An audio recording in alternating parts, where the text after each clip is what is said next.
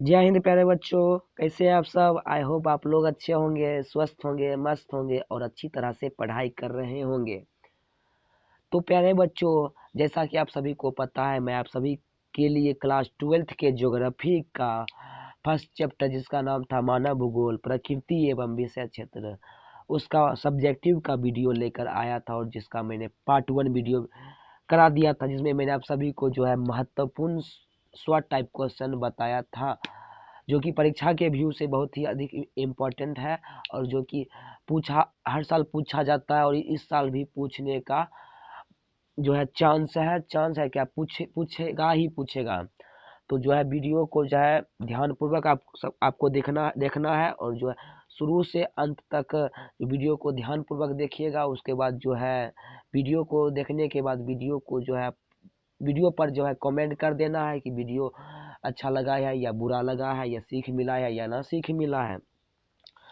तो बच्चों, आज के वीडियो वीडियो में मैं आप सभी को जो है सब्जेक्टिव सब्जेक्टिव क्वेश्चन, जो कि महत्वपूर्ण शॉर्ट टाइप क्वेश्चन है, उसका जो मैं नेक्स्ट सेकेंड वीडियो पार्ट 2 लेकर आया हूं, जिसमें मैं आज के वीडियो में जो है शॉर्ट टाइप क्वेश्चन, जो कि परीक्षा के व्यू से बहुत ही अधिक इम्पोर्टेंट है, उसको ख़त्म करूंगा। उसके बाद जो हमारा जो इस चैप्टर का सब्जेक्टिव वीडियो एक और आएगा, जिसमें मैं आप सभी को जो है महत्वपूर्ण दीर्घ लघु लॉन्ग टाइप क्वेश्चन बताऊंगा, जो कि आपकी परीक्षा में पिछले बार भी पूछा गया था, और कई बार भी पूछा जा चुका है, और आगे भी पूछने का चांस है। तो वीडियो को है देखना है। अगर आप लोग थ्योरी का वीडियो नहीं देखे हैं, तो थ्योरी का वीडियो पहले जाकर आप देख लीजिएगा, ताकि जो है आपको थ्योरी के वीडियो देखने के बाद क्या होता है, आपको जो है सब्जेक्टिव आसानी से समझ आएगा, और आसानी से समझ आने के बाद जो है आप आसानी से याद कर लेंगे। तो इसीलिए आप पहले थ्योरी का वीडियो देखिए।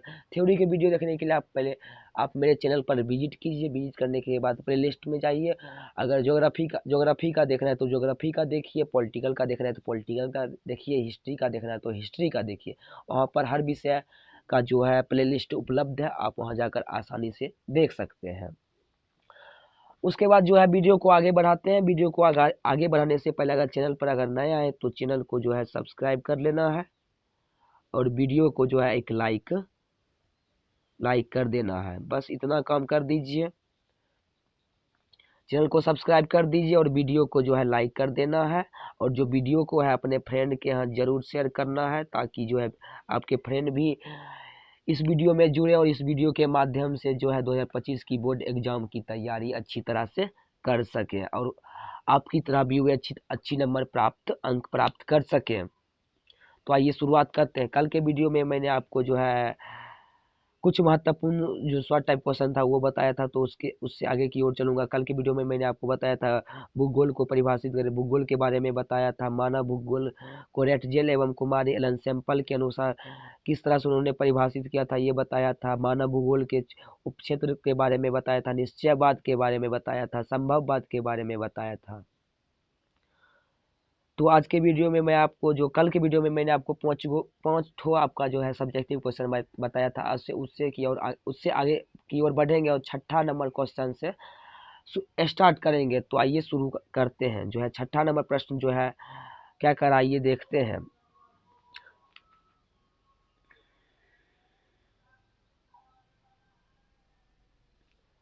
मानव भूगोल किस प्रकार अन्य सामाजिक विज्ञानों से संबंधित है?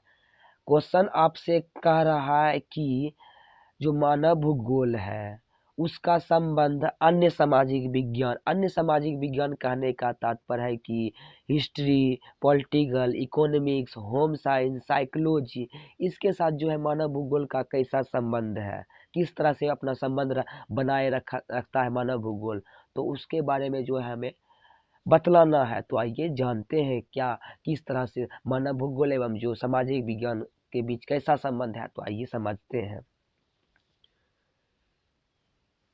मानव भूगोल के अंतर्गत पृथ्वी के विभिन्न भागों में प्राकृतिक वातावरण के अर्थ में मानवीय क्रियाओं के अध्ययन को महत्व प्रदान की जाती है। जो इसका ये जो है आंसर बोल रहा है कि जो पृथ्वी मानव भूगोल है, मानव भूगोल के अंतर्गत पृथ्वी के विभिन्न भाग में, पृथ्वी के जो है अलग अलग भाग में प्राकृतिक वातावरण के अर्थ में, यानी पृथ्वी के अलग अलग भाग में मानव जो कार्य करता है, मानव जो कार्य करता है तो उस कार्य को जो है महत्वपूर्ण प्रदान किया जाता है, जो कार्य को जो है बहुत महत्व दिया जाता है, क्योंकि जो मानव है वो पृथ्वी का एक महत्वपूर्ण इकाई है। इकाई कहने का मतलब अंग है, यानी मानव जो है पृथ्वी का एक महत्वपूर्ण अंग है। तो इसीलिए जो है मानव के जो कार्य कार्य होते हैं तो उसको महत्व प्रदान दिया जाता है। उसके बाद क्योंकि मानव मानवीय समाज की एक महत्वपूर्ण इकाई है, तो मैंने आपको बताया था, अतः मानव भूगोल का उन सभी सामाजिक विज्ञानों से संबंध हो जाता है जो अपने अध्ययनों में मानवीय क्रियाओं के अध्ययन को प्रमुख रूप से शामिल करता है। आगे बोल रहा है कि मानव भूगोल का अन्य सामाजिक विज्ञान से अच्छा संबंध तब हो जाता है जब जो सामाजिक विज्ञान अपना डिफिनेशन देता है, अपना जो क्या कहते हैं, अपना जब अध्ययन करता है तो जो है उसमें मानव भूगोल का भी अध्ययन कर कर देता है, तो मानवीय क्रियाओं का भी अध्ययन करवा देता है, तो तब जो है मानव भूगोल एवं जो है समाज अन्य सामाजिक विज्ञान के साथ संबंध अच्छा हो जाता है। तो अगर आपसे पूछा जाएगा कि मानव भूगोल किस प्रकार अन्य सामाजिक विज्ञान से संबंधित है, तो आशा करता है आप लोग समझ गए होंगे, और जो है आपसे जो है क्वेश्चन ये नहीं छूटेगा। तो आप जो है पहले इसको जो अपनी भाषा में भी लिख सकते हैं। जो मानव भूगोल है, मानव भूगोल के अंतर्गत पृथ्वी के विभिन्न भाग में प्राकृतिक वातावरण के अर्थ में मानवीय क्रियाओं को जो है महत्व प्रदान दिया जाता है, क्योंकि जो मानव है वो मानवीय जो मानव है वो जो मानव है मानवीय समाज का एक महत्वपूर्ण इकाई है। अतः मानव भूगोल का उन सभी अन्य सामाजिक विज्ञान से संबंध हो जाता है जो अपने अध्ययन में मानवीय क्रियाओं को भी सम्मिलित करता है, सम्मिलित कर उसका भी अध्ययन करवाता है, तो तब संबंध अच्छा हो जाता है। तो जो आप समझ चुके होंगे मानव भूगोल और जो सामाजिक विज्ञान के बीच कैसा संबंध है, तो आपसे पूछा जाएगा तो आप आसानी से बना के चले आइएगा। तो अगले क्वेश्चन की ओर चलते हैं और सातवां प्रश्न क्या कह रहा है ये जानते हैं। सातवां प्रश्न कह रहा है भूगोल के कितने प्रकार हैं। ये जो क्वेश्चन है बहुत हल्का प्रश्न है। ये जो है आप बच्चे जब होंगे 5, 6, 7 में, तो अभी आप पढ़े होंगे भूगोल के कितने प्रकार हैं। तो आइए जानते हैं भूगोल के कितने प्रकार हैं। जो भूगोल के कुल मिलाकर 3 प्रकार है, मुख्य रूप से 3 प्रकार है। कौन कौन से हैं, तो आइए जानते हैं। मानव भूगोल, भौतिक भूगोल, प्रादेशिक भूगोल। तो भूगोल के कितने प्रकार हैं, तो 3 प्रकार है, मानव भूगोल, भौतिक भूगोल और प्रादेशिक भूगोल। अगर ये क्वेश्चन पूछा जाएगा भूगोल के कितने प्रकार हैं, तो आपको जो है इतना लिख कर छोड़ नहीं देना। नहीं, अगर आप इतना लिख कर छोड़ देंगे तो जो आपका अगर 2 नंबर में पूछा जाएगा तो आपको 1 ही नंबर देगा। क्यों, इसके पीछे क्या रीजन है, तो मैं आपको बताता हूँ। इसके पीछे रीजन है कि आपको जो है ये जो तीनों आप लिखे ये तीनों, इसका जो आपको डिफिनेशन भी करना पड़ेगा कि मानव भूगोल किसे कहते हैं, भौतिक भूगोल किसे कहते हैं और प्रादेशिक भूगोल किसे कहते हैं। तो जो है इसका आपको जवाब देना है। तो मानव भूगोल के बारे में तो आपको पता ही है, क्योंकि जो किताबी जो क्लास 12th का जो पहला बुक है उसमें मानव भूगोल के बारे में ही पढ़ना है। तो आपको पता है मानव भूगोल में क्या होता है। मानव की उत्पत्ति से लेकर वर्तमान समय तक में मानव एवं प्रकृति के बीच कैसा संबंध रहा है उसका अध्ययन करना ही मानव भूगोल कहलाता है। तो आप जो है मानव भूगोल तो समझ गए होंगे। अब जो है आपको भौतिक भूगोल और प्रादेशिक भूगोल आपको नहीं पता होगा किसे कहते हैं, तो आपको बताता हूँ क्या होता है। भौतिक भूगोल के अंतर्गत जो है हम पृथ्वी के अंदर जितने भी प्राकृतिक वस्तु है, जैसे पहाड़, नदी, जल, रेगिस्तान, वन, इसका अध्ययन जो है हम भौतिक भूगोल के अंतर्गत करते हैं। और जो प्रादेशिक भूगोल है इसके अंतर्गत हम जो है देश के बारे में अध्ययन करते हैं, तो जो प्रादेशिक भूगोल के अंतर्गत आता है। तो आपसे पूछा जाएगा तो जो है तीनों का डिफिनेशन लिख देना है। डिफिनेशन क्या है, इसमें लिख दीजिए कि भौतिक मानव भूगोल के अंतर्गत हम मानव के बारे में जानकारी लेते हैं, भौतिक भूगोल के अंतर्गत हम प्रकृति के चीज़ों का अध्ययन करते हैं और प्रादेशिक भूगोल के अंतर्गत हम देशों का अध्ययन करते हैं। तो यहाँ आप इतना इतना लिख दीजिएगा तो जो है आपको पूरा में पूरा नंबर मिल जाएगा। तो आशा करते हैं आप लोग 7 नंबर क्वेश्चन समझ गए होंगे। तो चलते अगले प्रश्न की और। अगला प्रश्न 8 नंबर प्रश्न का रहा है आपके स्क्रीन पर कि मानव भूगोल के क्या उद्देश्य हैं और उस पर प्रकाश डालिए। जो है मानव भूगोल है इसका क्या उद्देश्य है, मानव भूगोल का क्या कार्य है, किस लिए आया है मानव भूगोल। तो यह क्वेश्चन आपसे पूछ रहा है और जो है प्रकाश डालने को बोल रहा है। प्रकाश डालने का मतलब वो लिखने को कह रहा है। तो आइए जानते हैं मानव भूगोल का जो है उद्देश्य जो है आपको जो है इस समझाते, आइए समझते हैं। मानव भूगोल का मुख्य उद्देश्य है कि मानव एवं प्राकृतिक वातावरण के बीच संबंधों का अध्ययन कर मानवीय समस्याओं को खत्म करना ही मानव भूगोल कहलाता है। मानव भूगोल का जो आपसे क्वेश्चन पूछा जा रहा है कि मानव भूगोल का क्या उद्देश्य है, तो जो मानव भूगोल का जो मुख्य उद्देश्य है, मानव और जो प्रकृति के बीच जो संबंध है, उस संबंध के बीच के संबंध का अध्ययन करना, और उसके बाद उस अध्ययन करने के बाद मानव को किस तरह की समस्या है प्रकृति में है, तो उस समस्या को सॉल्व करना, उस समस्या को दूर करना मानव से। तो जो यही इस मानव भूगोल का मुख्य उद्देश्य है। तो आपसे अगर क्वेश्चन पूछा जाएगा तो आप सीधा सीधा लिखिएगा कि मानव भूगोल का मुख्य उद्देश्य है मानव की विकास करना तथा मानव की हर तरह की पर्यावरण में मदद करना, मानव भूगोल का यही मुख्य उद्देश्य है। तो आप इतना लिख दीजिएगा, आपका जो है नंबर दो में 2 नंबर मिल जाएगा।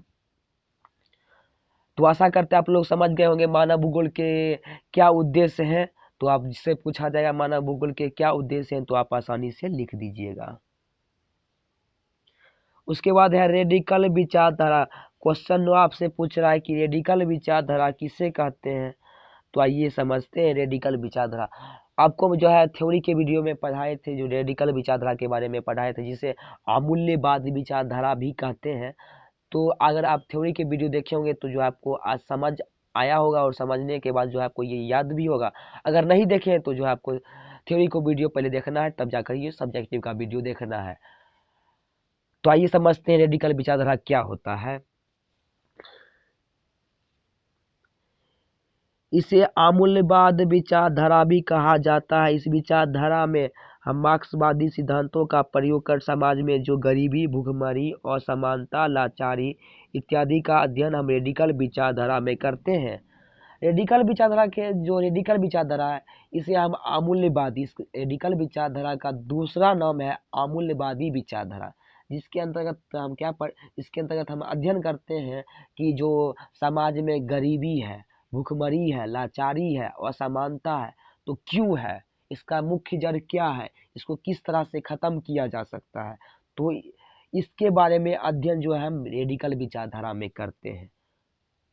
तो सीधा सीधा कहने का मतलब है कि जो समाज में जो गरीबी है, लाचारी है, भूखमरी है, असमानता है लोगों के बीच, तो ये क्यों है, इसका मुख्य जड़ क्या है, इसको किस तरह से हम खत्म कर सकते हैं। तो इसको खत्म करने के लिए मार्क्सवादी सिद्धांतों का प्रयोग किया जाता है रेडिकल विचारधारा में। तो आशा करते हैं आप लोग 9 नंबर प्रश्न समझ गए होंगे रेडिकल विचारधारा के बारे में। अगले प्रश्न की ओर चलते हैं। अगला प्रश्न है, और ये जो है वीडियो का लास्ट प्रश्न है, जो कि आपके परीक्षा में पूछा भी जा सकता है, और जो ये VVI प्रश्न है, इसको जो है आपको याद हर हाल में कर लेना है और रिवाइज कर लेना है। तो आइए स्टार्ट करते हैं। 10 नंबर क्वेश्चन कह रहा है मानवतावादी विचारधारा के बारे में आप क्या समझते हैं। 10 नंबर क्वेश्चन आपसे पूछा जा रहा है कि मानवतावादी विचारधारा, यानी मानवतावादी जो विचारधारा होता है, उसके बारे में आप क्या जानते हैं, उसके बारे में आप क्या सोचते हैं, क्या समझते हैं मानवतावादी विचारधारा के बारे में। तो आइए उसी के बारे में जानते हैं। आप क्या सोचते हैं मानवतावादी के बारे में, क्या समझते हैं, क्या अध्ययन करते हैं, तो आइए उसको ही समझते हैं इस क्वेश्चन के माध्यम से, आंसर के माध्यम से। मानवतावादी विचारधारा खुद मानव पर आधारित है। जो मानवतावादी विचारधारा है, वो जो है मानवतावादी विचारधारा मानव पर ही आधारित है, मानव पर ही जो है आश्रित है। ये मानव के बिना नहीं रह सकता, ये मानव पर ही हो सकता है। इस विचारधारा के अंतर्गत हम जो भी मानव सोचता है, किसी पर ध्यान केंद्रित करता है और अध्ययन करता है, तो इन सभी बातों को इकट्ठा कर उसको जो है उसको विश्लेषण करना ही मानवतावादी विचारधारा कहलाता है। क्वेश्चन आपसे मतलब क्वेश्चन कहते हैं, आगे बोल रहा है कि जो मानवतावादी विचारधारा है, इसके अंतर्गत क्या होता है, जो मानव सोचता है, विचारता है, जो देखता है, उसका कुछ चीज अध्ययन करता है, तो इस सभी बातों को जो है इकट्ठा कर लेना, और इसका जो है जांच पड़ताल करना, विश्लेषण का अर्थ होता है जांच करना।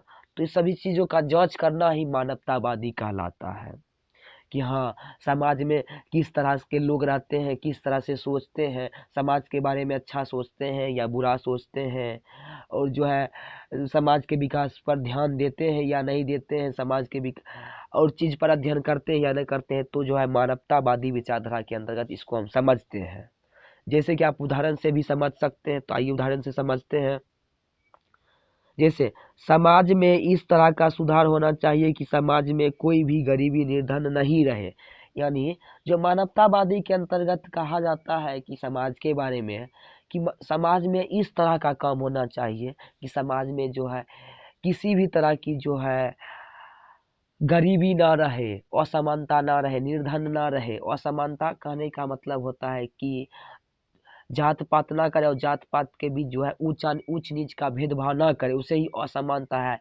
अब जो ऊंची जाति को ज़्यादा वैल्यू देते हैं, उस पर ज़्यादा ध्यान देते हैं, और जो नीची जाति है उस पर कम ध्यान देते हैं, तो इसी को असमानता कहते हैं। निर्धन मतलब जिसके पास धन ना हो उसे निर्धन कहते हैं।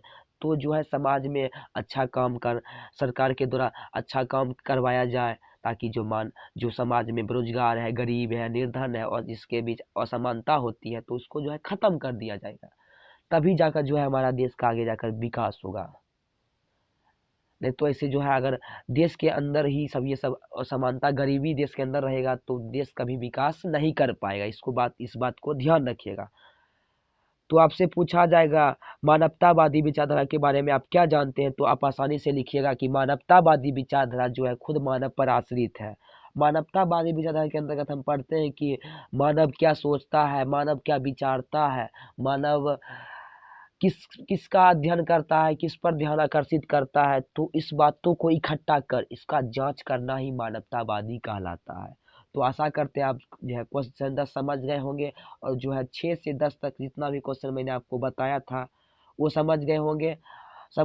तो इसको नोट कर लेना है, और नोट करने के बाद जो है इसको रिवीजन करना है। और जो 10 सब्जेक्टिव क्वेश्चन बताए थे, जो शॉर्ट टाइप क्वेश्चन था, सब जो बीबीआई है, इस 10 को आपको जो है नोट्स बना लेना है, ताकि जो है परीक्षा के टाइम रिवीजन करने में आपको आसानी और कहीं बौखने की जरूरत ना पड़े।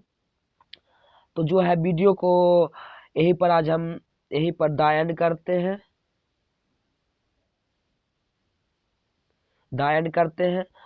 और जाने से पहले अगर आप चैनल पर नए आए तो चैनल को जो है सब्सक्राइब कर लीजिए, और वीडियो को जो है लाइक कर दीजिए। और वीडियो आपको कैसा लगा है तो वीडियो पर कमेंट जरूर करें।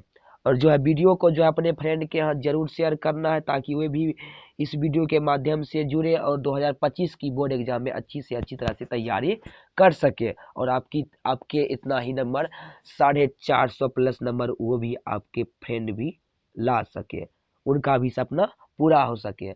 तो हमारे चैनल को जो है सब्सक्राइब कर लेना है। तो ठीक है बच्चों, आज का जो वीडियो है हम यहीं पर ख़त्म करते हैं। चलते हैं, बाय बाय बच्चों।